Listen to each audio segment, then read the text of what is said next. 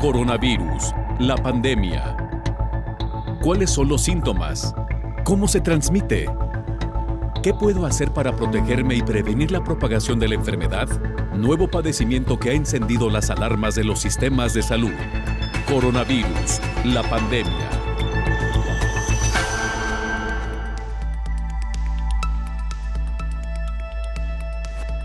La pandemia, le recordamos que este programa es una producción de la Universidad de Guadalajara que se transmite desde el foro de Canal 44, la señal de todos, y que llega a México y América Latina gracias a la señal de las televisoras públicas que se suman a esta emisión. Queremos recordarle también las formas de hacer contacto, @Canal 44 TV, nuestra cuenta en Twitter y Facebook.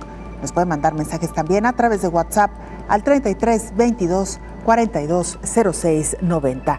Hoy dedicaremos nuestro programa a hablar sobre el monitoreo clínico de pacientes con la enfermedad COVID-19 y sus secuelas para disminuir riesgos. La Organización Mundial de la Salud llama a los gobiernos a invertir más en el sector sociosanitario a fin de parar la desigualdad en el acceso integral para erradicar esta pandemia COVID-19. Apenas 20% de la población de Guatemala, Jamaica, Nicaragua y Haití tienen las dosis completas de vacuna anti-COVID, cuando hay países que prácticamente ya están concluyendo con la inmunización de su población. De nueva cuenta, el llamado por parte de la Organización Mundial de la Salud para permitir que las vacunas lleguen de manera generalizada y equitativa a todo el planeta. Organismos de salud mundial firman acuerdos para facilitar el acceso mundial al asequible al medicamento Molnupiravir para tratar pacientes adultos con COVID-19 de leve a moderada. Vamos a hablar un poco hoy de este medicamento que ya nuestro experto, el doctor Héctor Roel Pérez Gómez, en diversas ocasiones nos ha hecho referencia a él. Hoy, a propósito de que organismos de salud mundial están firmando acuerdos para que este medicamento llegue a todo el mundo, trataremos también de recuperar información en torno a este fármaco. 36 de 70 países presentan interrupciones en más del 50% de sus servicios de salud esencial, por lo que podría haber un exceso en la mortalidad por afecciones no relacionadas con COVID-19. Mucha información en este día viernes, así que le invitamos para que se quede con nosotros a lo largo de la siguiente hora. Vamos por lo pronto con nuestra compañera Isaura López Villalobos para que nos ponga en contexto. En el sistema de salud, identificar a tiempo un padecimiento es importante para detener las posibles graves consecuencias a la salud física y mental que pudiera presentar el paciente. Este binomio es indispensable monitorearlo por los especialistas en ciencias de la salud. El monitoreo a la salud debe ampliarse al entorno socioambiental para identificar algunos factores internos y externos que pudieran representar una amenaza e informar a la persona sobre las posibles consecuencias. El monitoreo del paciente coadyuva a que la información sanitaria sea accesible y esté enfocada de manera específica con la atención y llevarlo por el camino del bienestar y desarrollo individual. La pandemia COVID-19 abrió una cordillera de enfermedades no transmisibles que las personas desconocían tener: hipertensión, diabetes mellitus y problemas pulmonares del corazón y de riñón han sido los graves impactos que deja al descubierto. A casi 2 años del surgimiento del virus SARS-CoV-2, la dimensión de las enfermedades, advierten especialistas, será catastrófico. El cierre de unidades médicas, consultorios y hospitales para centrarse solo en la atención de un padecimiento trae consecuencias severas a la salud pública, epidemiológica y económica. Una de las cargas más severas de la economía de los países y sus habitantes es la salud. Si bien antes de la COVID-19 había un impacto severo, hoy y lo que se avecina será mayor. Si los costos en el diagnóstico, pruebas, atención, tratamiento y rehabilitación eran altos, hoy con la pandemia se multiplican, mientras que los gobiernos han tenido un financiamiento bajo. Tan solo el costo promedio para la atención de COVID-19 rebasa al de la mayoría de los padecimientos catastróficos. Las agencias de seguro, como en México, han señalado que en una familia con ingreso promedio, costear una hospitalización puede consumir el equivalente a los ingresos de 25 años. mientras que una familia con ingresos bajos o que vive al día, el costear la atención para esta enfermedad los ha dejado en una crisis severa. La pobreza en salud se ha agudizado. Ante este panorama y el que se avecina, será necesario modificar las políticas públicas sanitarias y construir una red de servicios que responda a los derechos universales de la salud, con equidad, calidad y humanismo, y adaptar las nuevas tecnologías para eficientar los servicios integrales para el bienestar y el desarrollo de las personas. Informó Isaura López Villalobos. En Ginebra, Suiza, está nuestro compañero Antonio Broto, corresponsal de la agencia EFE, para presentarnos el informe más reciente de esta organización. Antonio, te escuchamos. Qué gusto saludarte. Adelante con la información. Hola, ¿qué tal? Buenos días, Belén, y buenos días a todo el auditorio de Canal 44. En el contexto de una pandemia que, según la Organización Mundial de la Salud, aún está lejos de terminar, esta agencia de la ONU ha pedido a la comunidad internacional la aportación de 23.400 millones de dólares para financiar en los próximos 12 meses su programa de distribución de vacunas y otras herramientas contra la COVID, una partida con la que, afirmó, puede evitarse la muerte de hasta 5 millones de personas.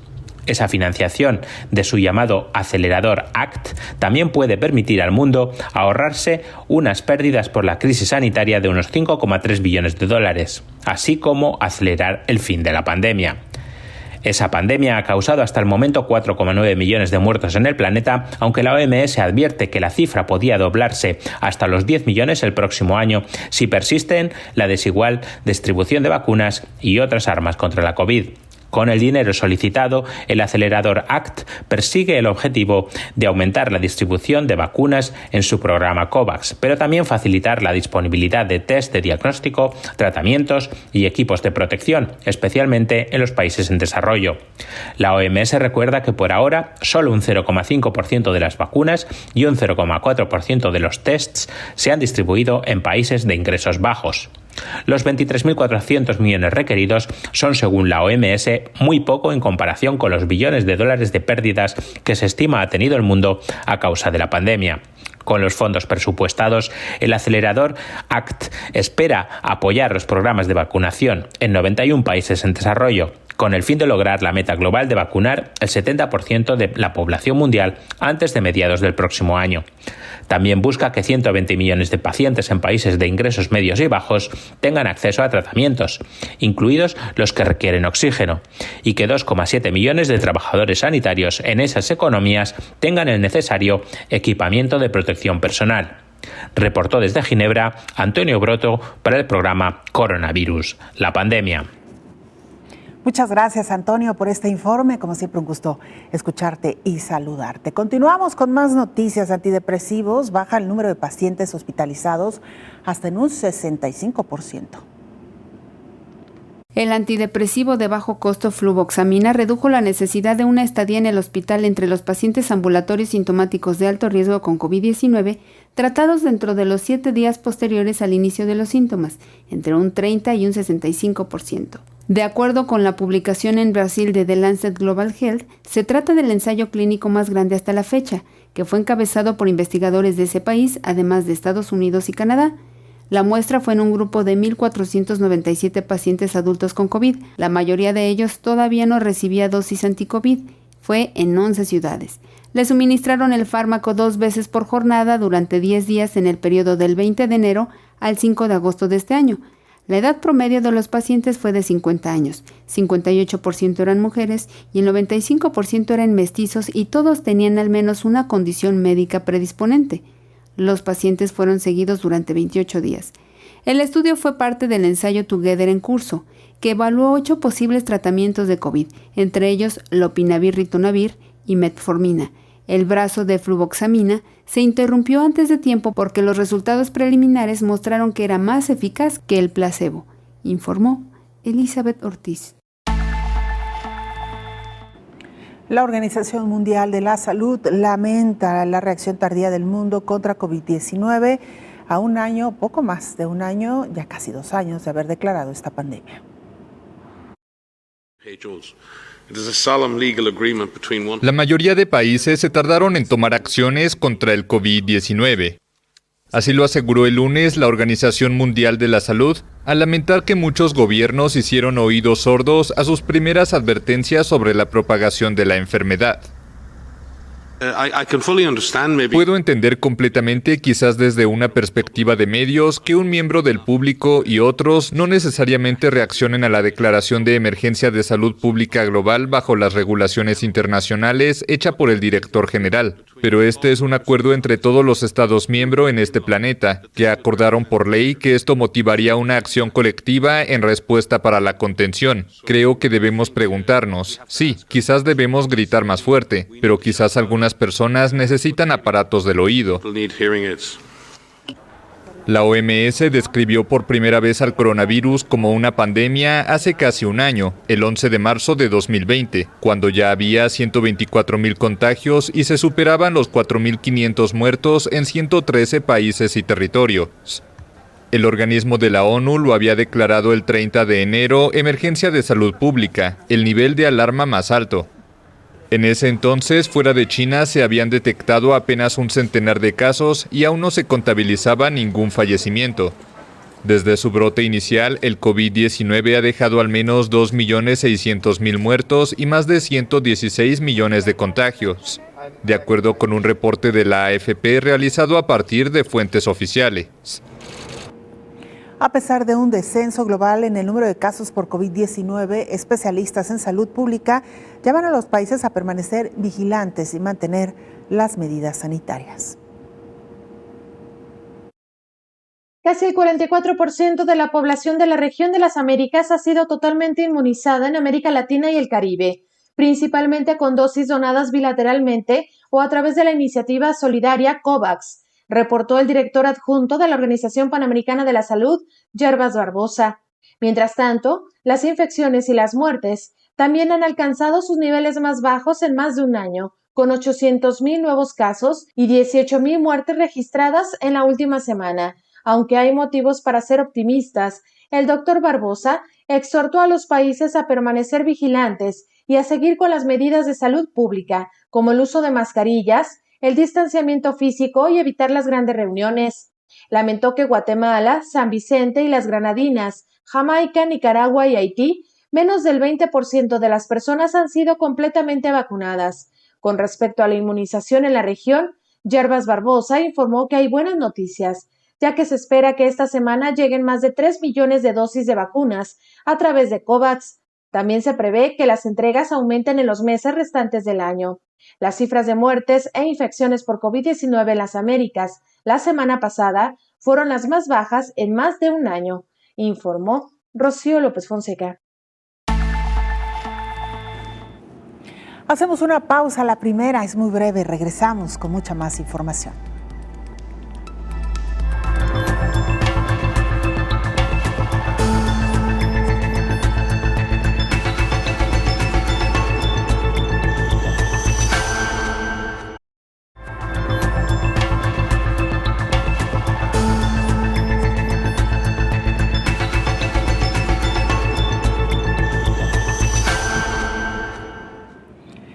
Este día hemos hablado de la importancia de distribuir equitativamente las vacunas, ya lo decíamos al principio, hay países de Centro, Sudamérica y también del Caribe que han recibido una cantidad muy pequeña de vacunas para inmunizar a su población.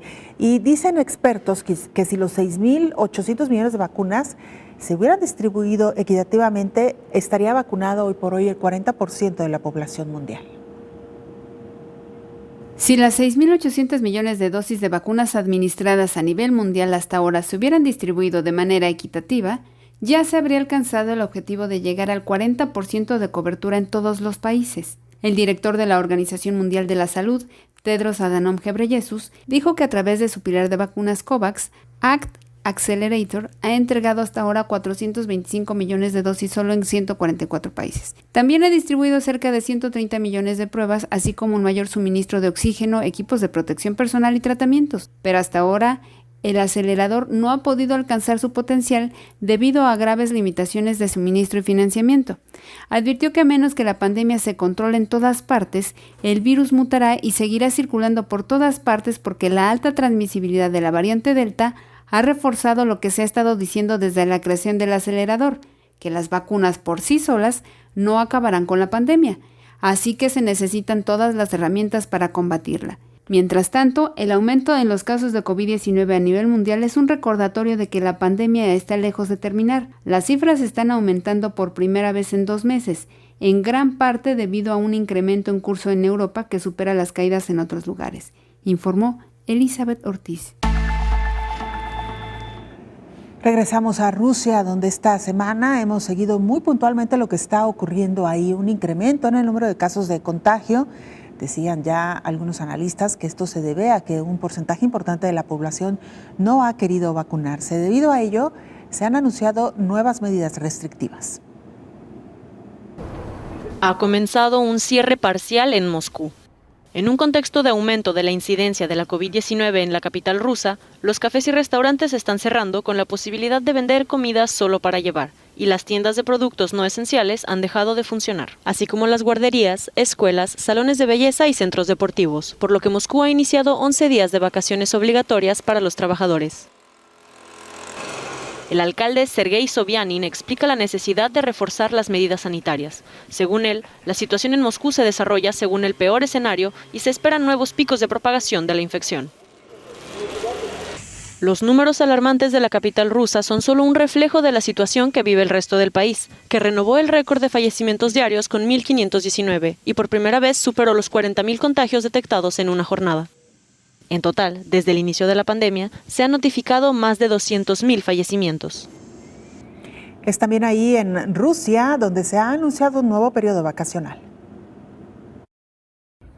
Los moscovitas iniciaron este jueves 11 días de vacaciones decretadas por la alcaldía, junto al cierre de los servicios no esenciales, para tratar de frenar el avance del coronavirus en la capital rusa, donde los casos superaron este jueves los 8.400 y los fallecimientos se acercaron a los 100 diarios. El alcalde Sergei Sobyanin adelantó el cierre de la urbe de 12 millones de personas 2 días antes del resto de Rusia, que superó en las últimas 24 horas 40.000 positivos y alcanzó los 1.519 decesos diarios por COVID-19. La capital rusa no se ha paralizado durante el primer día no laborable y el cierre de comercio no esencial. En el metro de la capital se observa un número menor de pasajeros cuando un día laborable no se puede encontrar asiento libre. También el tráfico se redujo algo en las principales arterias. Mientras tanto, en el centro de la ciudad estaba abierta únicamente una oficina postal y los restaurantes y cafeterías servían solamente comida para llevar o a domicilio. En el caso de los teatros y museos, pueden seguir recibiendo visitantes, pero solamente si llevan el código QR, porque están vacunados o porque se han recuperado de la enfermedad hace menos de 6 meses y únicamente pueden acoger la mitad de su aforo habitual. El resto de las tiendas están cerradas, incluso en los centros comerciales. Solo las farmacias y las tiendas de alimentación y de otros productos esenciales pueden abrir sus puertas al público. Otro de los temas de los que hemos hablado a lo largo de esta semana a detalle es lo que tiene que ver con el COVID largo, COVID prolongado, esta situación que ha llevado a diversos sistemas de salud a dar seguimiento a los pacientes que ya dieron de alta por COVID-19. Una encuesta realizada por la Organización Mundial de la Salud reveló que 36 de 70 países habían experimentado interrupciones en más del 50% de sus servicios de salud esenciales. Esto se ve agravado por nuevas barreras para satisfacer la demanda, como la limitación de los desplazamientos para contener la propagación de COVID-19, la reducción de la capacidad de pago y el miedo a infectarse. A medida que se disponga de más datos documentados, es probable que se observe que el exceso de morbilidad y mortalidad por afecciones no relacionadas con la COVID-19 es comparable a las cifras relativas a la COVID-19 y sobre todo por el malo o nulo control de las afecciones provocadas también por la COVID. Para la Organización Mundial de la Salud, el contexto actual representa para los gobiernos de los países una oportunidad muy importante para poder cumplir su compromiso de fortalecer los sistemas de salud, apoyándose en el enfoque basado en la atención primaria de salud e invirtiendo en las funciones esenciales de salud pública que protejan al mismo tiempo a la población frente a emergencias. Muchas personas que se contagiaron con el SARS-CoV-2 se han referido a la persistencia de algunos síntomas, incluso meses después de haber vencido a la enfermedad. Se trata de Long COVID o COVID-19 persistente, que semanas recientes fue reconocido por la Organización Mundial de la Salud. La OMS señala que los recuperados de la enfermedad pueden experimentar síntomas meses después de la infección inicial y que pueden llegar a ser tan graves como para afectar su funcionamiento diario. Estos síntomas incluyen fatiga, dificultad para respirar y disfunción cognitiva, también conocida como niebla cerebral, informó Rocío López Fonseca. Vamos ahora a Canadá para escuchar el informe de nuestro compañero Julio César Rivas, corresponsal de la agencia EFE. Julio, cuéntanos qué está pasando en Canadá, te escuchamos. Hola, ¿qué tal? Buenos días, Belén, y buenos días a todo el auditorio del Canal 44. Canadá está saliendo de la cuarta ola de la pandemia, según han señalado en los últimos días expertos y autoridades sanitarias, aunque todos se muestran cautos sobre la evolución de la enfermedad en los próximos meses. En estos momentos, la media de nuevos casos durante la última semana se sitúa en los 2.400, muy lejos de los 4.400 de mediados de septiembre, en el pico de la cuarta ola, o de los 8.700, la peor marca registrada en el país durante la tercera ola a finales de abril. La caída de los casos está permitiendo que las distintas provincias del país, así como las autoridades federales, estén relajando las restricciones en vigor para contener la pandemia. En septiembre, por primera vez en más de un año, Canadá abrió de nuevo sus fronteras a todos los viajeros internacionales vacunados con la pauta completa contra la COVID-19. Y la provincia de Ontario, la más poblada e industrial del país, ya ha adelantado planes para volver a la total normalidad en los próximos meses. Los expertos coinciden que la caída del número de casos es consecuencia directa de las elevadas tasas de vacunación del país.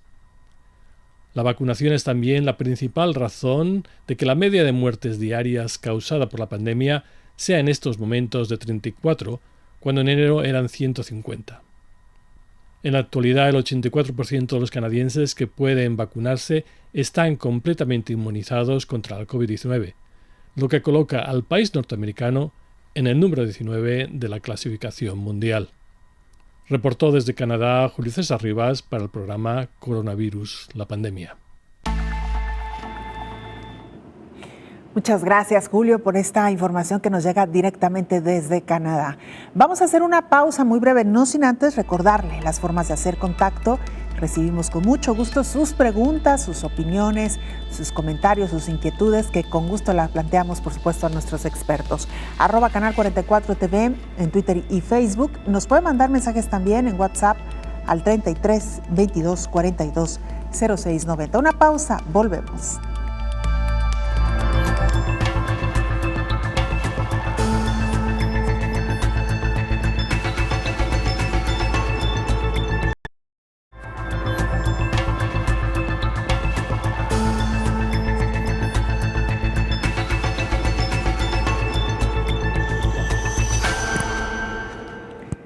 Estamos de regreso en este programa especial de Coronavirus, la pandemia. Continuamos con más información. A un paso de contar con un medicamento para tratar COVID no grave. La Agencia Sanitaria UNITAID, asociación auspiciada por la Organización Mundial de la Salud, mostró su satisfacción por la firma de un acuerdo de licencia voluntaria con la firma farmacéutica MSD-Merck para facilitar el acceso mundial asequible al molnupiravir, un nuevo medicamento que podría recomendarse para el tratamiento del COVID-19 de leve a moderado en adultos. Este es un fármaco antivírico oral en fase de investigación que logró reducir el riesgo de hospitalización o muerte por COVID-19 en un 50% en los resultados de un ensayo clínico provisional de fase 3 y está pendiente de que los organismos reguladores autoricen su uso. Si se aprueba, será el primer medicamento oral para pacientes no hospitalizados con COVID-19 en fase leve a moderada. El acuerdo de licencia, firmado entre la farmacéutica estadounidense y el Fondo de Patentes de Medicamentos, es un paso hacia la creación de un acceso más amplio al fármaco lo antes posible, al permitir a los licenciatarios de genéricos de cualquier parte del mundo preparar suministros y crear versiones más asequibles del medicamento. En un comunicado, la Organización Mundial de la Salud se dijo confiada en que otras empresas que desarrollan vacunas, terapias y diagnósticos consideran la posibilidad de conceder licencias abiertas y transparentes lo antes posible, especialmente para otras tecnologías sanitarias prometedoras de COVID-19, para las que también se necesita garantizar un amplio suministro y asequibilidad en todos los países con el fin de acabar con la pandemia, informó Rocío López Fonseca. Gracias, Rocío, por esta información. Se lo adelantábamos ya precisamente en titulares al inicio del programa. Este medicamento, el Molnupiravir. Ay, doctor, que cuesta trabajo. Molnupiravir.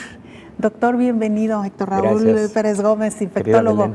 Gracias por acompañarnos como siempre, doctor. Con todo gusto. Nos quisimos detener un poquito en este medicamento, doctor, de difícil pronunciación, pero parece ser que de muy efectiva reacción para los pacientes con COVID-19, doctor. Sí, Belén, los primeros hallazgos de la utilidad de este fármaco ocurrieron hace aproximadamente un año, cuando a nivel experimental con roedores se identificó que este medicamento reducía importantemente la infección por SARS-CoV-2.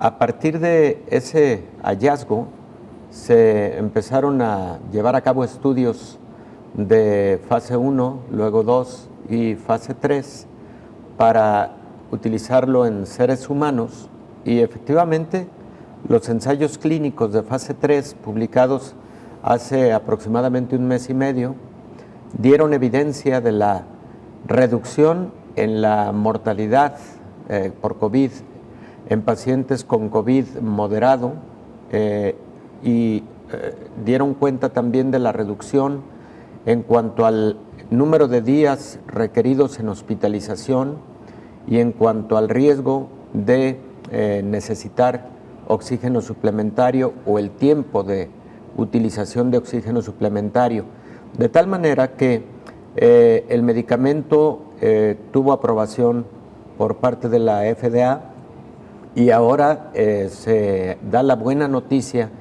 de que la casa farmacéutica desarrolladora, que es Merck, pone a disposición la molécula para que no quede en exclusividad de la farmacéutica, sino que esté a disponibilidad de otras farmacéuticas para su producción a gran escala y poderla poner así a disposición del pueblo, del público en general. ¿Es un medicamento nuevo, doctor, o ya se...? Esta molécula se había venido estudiando para otros virus, particularmente había tenido algunos estudios preliminares para influenza, pero no había tenido todavía avances adicionales y no se había empezado a utilizar a gran escala. Cuando se encuentra este hallazgo con hurones, fueron el modelo experimental animal con que se hizo este hallazgo, se tuvo la grata sorpresa de su buena actividad en contra de SARS-CoV-2. No es, digamos, de la alta eficacia que es el oseltamivir para la influenza, pero sí es un fármaco, por lo menos es el que ha mostrado las mayores bondades para pacientes que pudieran estar ambulatorios con un COVID moderado y que puede evitar hospitalización, muerte, necesidad de oxígeno, etcétera. ¿Es un antiviral, según escuchaba? Claro, es un antiviral. Es un antiviral que actúa en diferentes momentos del ciclo reproductivo del virus a nivel intracelular y en uno de los momentos desorganiza completamente la replicación, la traducción de las moléculas, proteínas, tanto funcionales como estructurales del virus a partir de su RNA. Se piensa que donde particularmente actúa es modificando la actividad de una enzima llamada ribonúcleoproteasa. Es la manera en la que actúa, modificando mucho estos diferentes momentos del ciclo de la replicación viral. Estamos en un momento importante del medicamento, doctor, porque como escuchábamos, hay organismos de salud internacional que están firmando estos acuerdos para facilitar el acceso mundial de este medicamento para tratar a pacientes, como ya lo explicaba usted, que están de leves a moderados, ambulatorios, y que podría ser un muy buen medicamento para evitar que evolucionen a grave, doctor. Efectivamente, ahí es en donde este fármaco está particularmente indicado. No es un fármaco que por ahora se haya probado en pacientes muy graves o pacientes críticos. Es un medicamento que se administra por vía oral. Tiene esas bondades, pero también tiene como no gran bondad el costo probable, que se estima podrá estar en el orden de los $700 a $800, pero creo que... Como 14,000, 15,000 pesos por ahí. 15,000 pesos mexicanos aproximadamente, y la buena noticia que se presenta ayer, si mal no recuerdo, de liberar desde el punto de vista de exclusividad la molécula para que más farmacéuticas la puedan producir y distribuir, pues es una buena noticia, porque indudablemente eso va a traer como uno de los beneficios la reducción de costos. Que además, doctor, esto es una de las cosas inéditas que hemos venido observando en esta pandemia, porque según recordamos, y con base en lo que usted nos ha explicado, las farmacéuticas, los laboratorios, tienen un periodo de gracia para mantener la exclusividad de sus fórmulas que han desarrollado, pero ahora se ha liberado pues de manera muy pronta, doctor. Efectivamente, en este caso en particular, y es la farmacéutica la que toma esa decisión. Si la farmacéutica no lo hubiera decidido, difícilmente se hubiera podido liberar la molécula, ¿no? En algunos países la legislación al respecto establece incluso que el gobierno de determinado país puede liberarla con propósitos de conceder mucho beneficio generalizado a la población cuando hay un fármaco de gran utilidad y que no puede estar en exclusividad. Pero en general está legislado en la mayor parte de países que 10 años son exclusividad de molécula. 10 años. ¿Y es un tratamiento ingerido, pastillas? Sí, vía oral, tomado. Muy bien. Bueno, pues estaremos muy pendientes, doctor, de la llegada masiva, ahora sí que de este fármaco, ver también que otros laboratorios deciden tomar esta oferta, ¿no? Y empezar a producirla, porque sin duda alguna seguimos, pues, aunque ya hay varias posibilidades, todavía no llega el medicamento estrella contundente, que también estaba pensando, doctor, hace unos días que probablemente no vamos a tener un medicamento como lo tuvimos con influenza. Tal vez van a ser varios en diferentes momentos, diferentes terapéuticas, para poder tratar a un virus tan complejo como ha sido este del SARS-CoV-2. Sí, además también hay fármacos que tienen su momento durante la historia natural de la enfermedad. Por ejemplo, este está indicado para los pacientes moderados en gravedad, pero en los pacientes con mayor gravedad que están hospitalizados, la estrategia es diferente. La estrategia es, por ejemplo, utilizando anticuerpos inhibidores de citoquinas, como tocilizumab, ya lo habíamos comentado previamente, y en algunos casos anticuerpos monoclonales inhibidores del virus.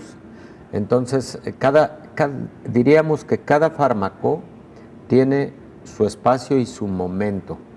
Por ejemplo, los corticosteroides. Decíamos en sesiones anteriores en esta misma mesa que los corticoides como dexametasona no se pueden utilizar en pacientes con un COVID leve, y lamentablemente vemos con mucha frecuencia prescripciones médicas de dexametasona en pacientes con COVID leve que no tienen necesidad de tomar corticosteroides. Decíamos que estos fármacos se reservan para el paciente que está empezando a tener un COVID ya severo, que requiere oxígeno suplementario, y ahí es en donde está indicado el corticosteroide, sobre todo cuando además con exámenes de laboratorio nos encontramos que el paciente está hiperinflamado. Y por cierto, Belén, acaba de aparecer la publicación antier, muy interesante, en la revista JAMA, en la que se establece que es mejor utilizar 12 miligramos de dexametasona que 6 miligramos de dexametasona, como fue al inicio de la recomendación. Entonces es posible que la tendencia vaya a ir a el hecho de que se utilicen dosis un poco más altas de corticosteroides en pacientes graves que requieren oxígeno suplementario. Y eso es lo que vamos a ir viendo seguramente, doctor, cada vez ajustando, calibrando cada uno de estos medicamentos, y seguramente también tendrá que ver con la situación individual de cada paciente. Por eso hemos insistido una y otra vez, siempre la mano del profesional, claro, cuando se trata de suministrar medicamentos, doctor. Claro, pero aplaudible el hecho de que Merck libere su molécula Molnupiravir al mundo para el beneficio de la humanidad. Eso es motivo de aplaudirse. Así es, doctor. Vamos a hacer una pequeña pausa, si le parece. Regresamos, tenemos todavía mucha información, usted no se vaya.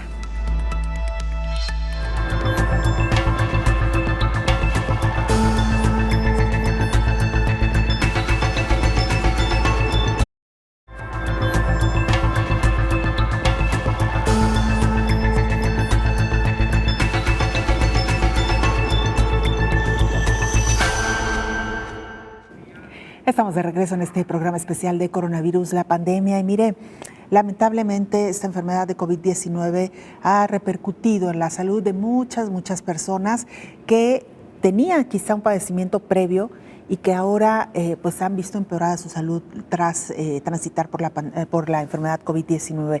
Otras a quienes esta enfermedad los debutó en nuevos padecimientos. Por primera vez en 9 años, México rebasó el 1.000.000 de muertes en el 2020, marcado por la COVID-19, de acuerdo con datos del Instituto Nacional de Estadística y Geografía. En 2019, las muertes sumaron 747,000. Durante 2020 en México se contabilizaron mediante los registros administrativos generados a partir de los certificados de defunción suministrados por las oficialías del Registro Civil, los servicios médicos forenses y los cuadernos estadísticos proporcionados por las agencias del Ministerio Público, un total de 1.086.000 muertes. Por tasa de defunciones, el país pasó de tener 59 decesos por cada 10.000 habitantes a la cifra de 86 muertes. El director del INEGI, Julio Santaella, informó en su cuenta de Twitter que esta información está basada en la metodología avalada por la Organización Panamericana de la Salud y con datos del periodo de 2015 a 2019 se esperaban 749.000 pérdidas humanas, pero ocurrieron 43% más.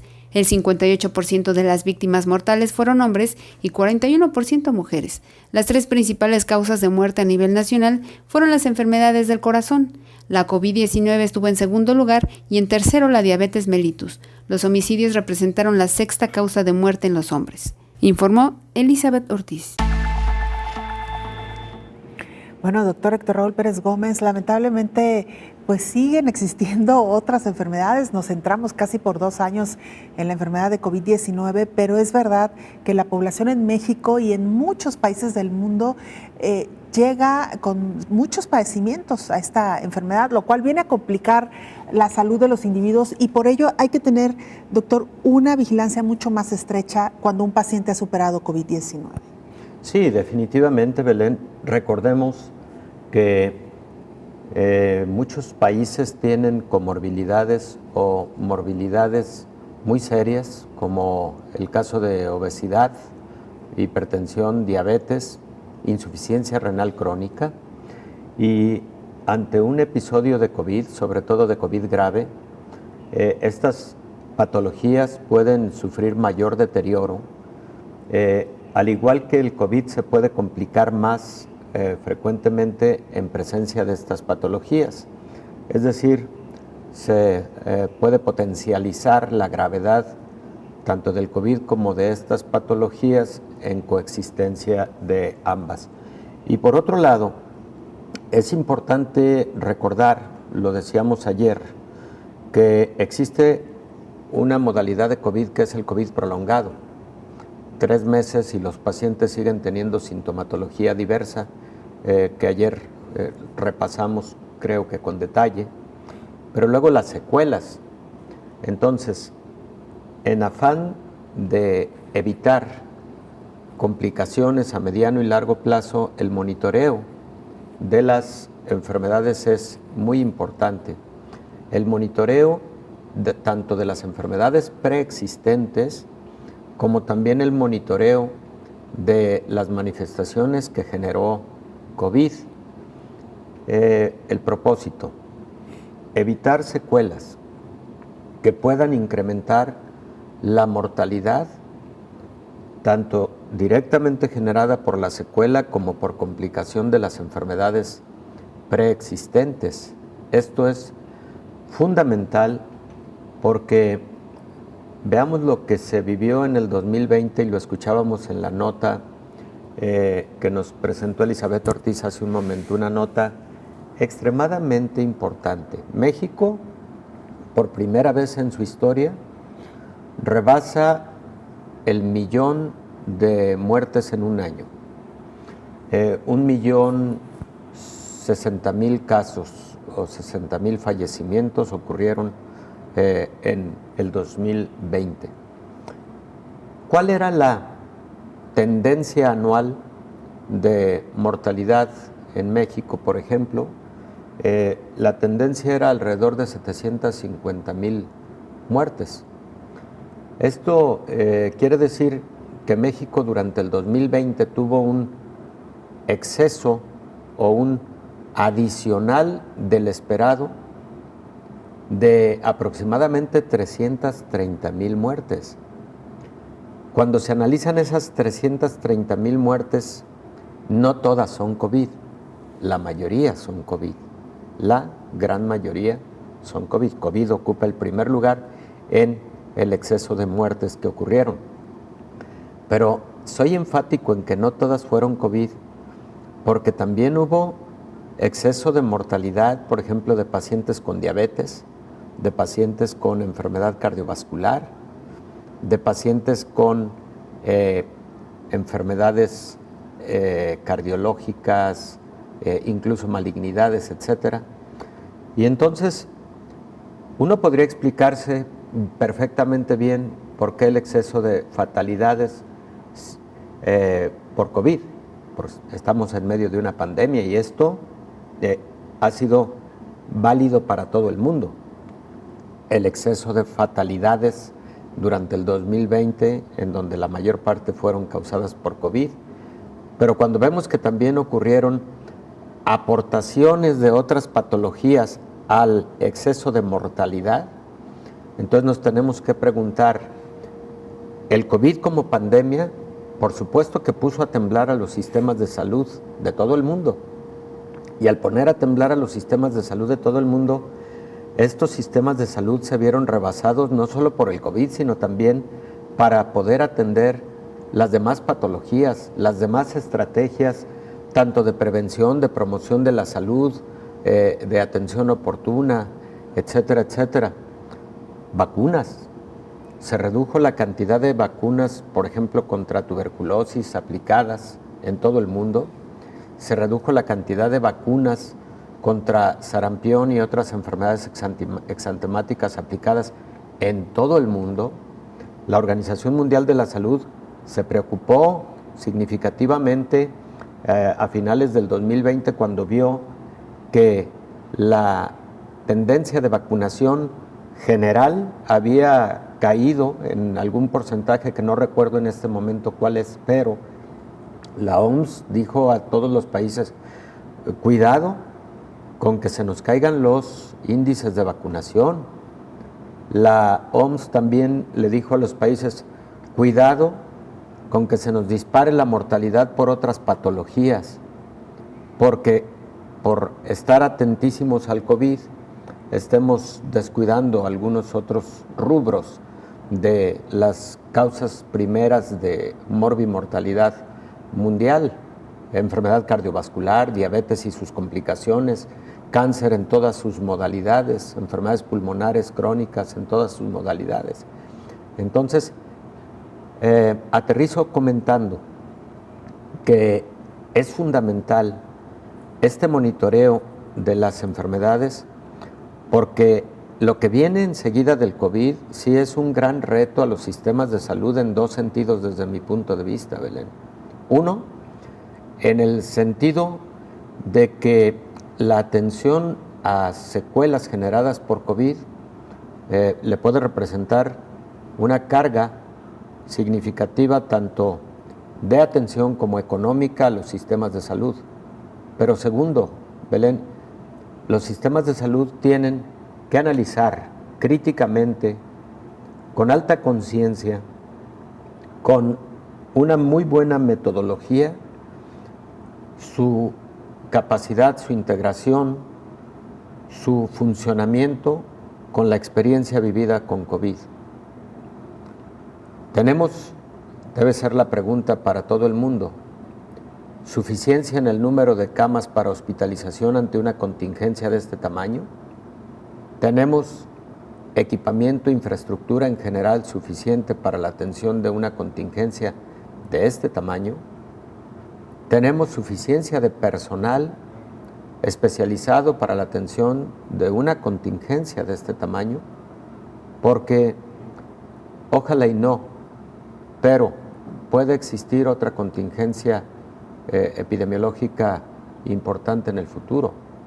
Y el mundo va a estar expuesto a epidemias de esta naturaleza y de otra índole en el futuro. Entonces, los sistemas de salud deben estar preparados y no estuvieron suficientemente preparados durante esta pandemia de COVID-19. Casi todos se vieron rebasados. Claro, doctor, y también los sistemas de salud pues replantear lo que tendrán que invertir y organizar en los próximos años, porque lo decíamos ya, hay pacientes que debutaron con enfermedades una vez que contrajeron el virus SARS-CoV-2 y algunos de ellos que han quedado con algunos padecimientos que ya van a ser, que van a requerir tratamiento de por vida, doctor. Claro, Belén. Claro, hay pacientes que debutaron con diabetes, hay pacientes que debutaron con hipertensión arterial, hay pacientes que sin tener una enfermedad preexistente tuvieron un COVID grave, crítico, que se han quedado con algún grado de fibrosis pulmonar.